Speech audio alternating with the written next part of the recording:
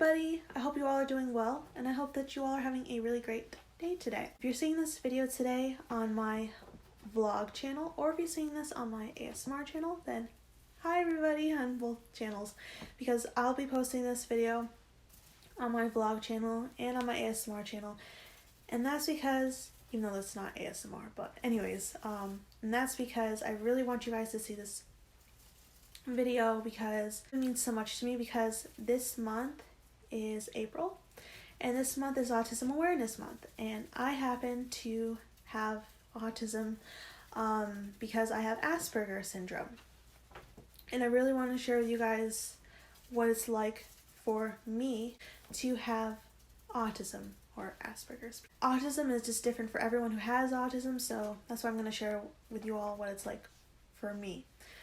So yeah, I have everything that I wanted to say. I have everything written down on this piece of paper.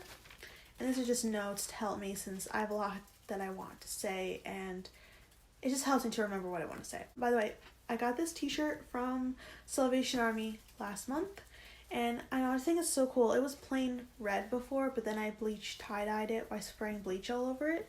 So that's why it has this like really cool tie-dye effect all over it. And it's an Autism Awareness t-shirt. So yeah, and it says Autism Awareness on the back. But anyways, I'm going to share with you guys what it's like for me having Asperger's. So, I was adopted when I was 2 days old, and my birth parents have autism because my birth father has autism. We don't really know, like me and my parents, we don't really know what he has exactly, but he has like high functioning autism like I do. Then there's my birth mother, who has an older brother who is severely autistic. So that's where I get it from. I get it from my birth parents. And I was diagnosed with Aspergers Syndrome when I was 15 years old, and the kids I went to school with were very mean. I was misdiagnosed with having, I think, auditory hearing problems or something. So the teachers thought it would be a good idea for me to have this like little tiny speaker, and if I were to bring that to all my classes. And I think this happened, yeah, this was actually middle school, this one, but in middle school they thought it'd be a good idea if I brought this little tiny speaker and put it in the corner of my desk, and have in all my classes also have my teachers wear a headset with a microphone so I could be able to hear them better. I don't see what the point of that was, because it didn't help me to hear better. I can hear perfectly fine. I remember one time in French class in 7th grade, this kid, he saw the speaker and he saw me setting it up and everything before the teacher came in, and he was like, "Hey you, deaf girl, can you hear me?" Like that sort of thing. Like the kids were just mean to me and picking on me because of my disability. Obviously I'm not deaf, so that was just mean. Anyways, so then I had a friend named Sarah who didn't want to be friends with me anymore, and by the time we were freshmen in high school, which sucked because she has a brother with autism. You would think she would understand. So actually the day before she told me she didn't want to be friends with me anymore, I got diagnosed with Asperger's. So I told her the next day I came to school, I told her I was going to tell her that I have Asperger's and that's what I finally got diagnosed with. And she just laughed in my face and walked away. People like that, you wonder what's going through their brains, because she has a brother with autism. You think she would understand. Then I was just so upset that later that day at school, I went over to my friend Meredith, who also has a brother with autism. And I thought, okay, for sure Meredith's going to understand. She thought I was trying to make fun of her brother, but she thought I was making up basically the whole thing of how I was diagnosed and all that. So I was crying. I threw my glasses across the classroom because I was just, none of my friends clearly believed that I had a disability, or have a disability, I should say. So that was frustrating until later that day I came home from school, told my mom the whole story, and then my mom called Meredith and told her that Meredith believed me, finally, because my mom told her. But I'm still friends with Meredith to this day, which is good. In fact, over the summer, Meredith got married. I've never been to a wedding before, but her wedding was so much fun, and her dress was beautiful. such a beautiful dress, and her wedding was very creative. Not only did she have bridesmaids, she had bridesmen as well. She's a very creative person. I love Meredith. But anyways, at her wedding, at her reception, she had some kids that actually graduated with there, and some kids that were mean to me. And at the wedding, they were pointing at me and staring at me because they didn't know that I was even friends with Meredith. So, and they were like, oh my gosh, she's here. And they would say things like, she's here and she's so beautiful. She seems so confident now. So that made me feel good that they finally see me and not just some weird girl that they knew from high school. Because I'm not weird. I'm normal. It's just they thought I was weird.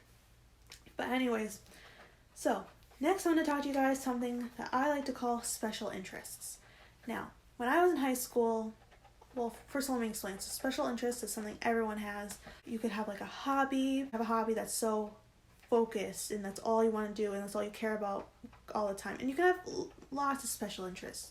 So in high school, for me, my special interests were, well, one that I remember that I did have was playing the Sims 2 game for the PC. Gosh, Sims was so much fun. I don't really play it anymore now, but I remember it being a lot of fun. And I would just sit at the computer and play it all the time and not really focus on anything else. To the point where my parents were like, okay, this is concerning. All she's doing is playing Sims. And so they called my therapist, and my therapist helped me to break that cycle of being so obsessed with having a hobby, the point where it just consumes you and that's all you do. So I like to play Sims, but she as my therapist, brought down that magnifying level of maybe up to here about a 10 being too much. It brought it down to maybe about a 5, and now it's at a 0. I don't like playing Sims too much anymore. So yeah, but currently hobbies I like now, I like doing crafts. I like currently right now I'm trying to do some embroidery on a pair of shorts that I have, and I'm doing a butterfly embroidery, and it looks so cool. The butterfly is just so beautiful. I think I'm doing a great job at it, so it's pretty cool. I like to sew. I like to go thrifting. It's because I got that t-shirt at Salvation Army, and I like to do thrift flips, but of course it's not magnified like it was in high school. So my therapist taught me how to control those magnifying feelings of having a hobby and bring it down to a normal level. So yeah, and dating. Okay, that's the next thing. I do have 2 exes. My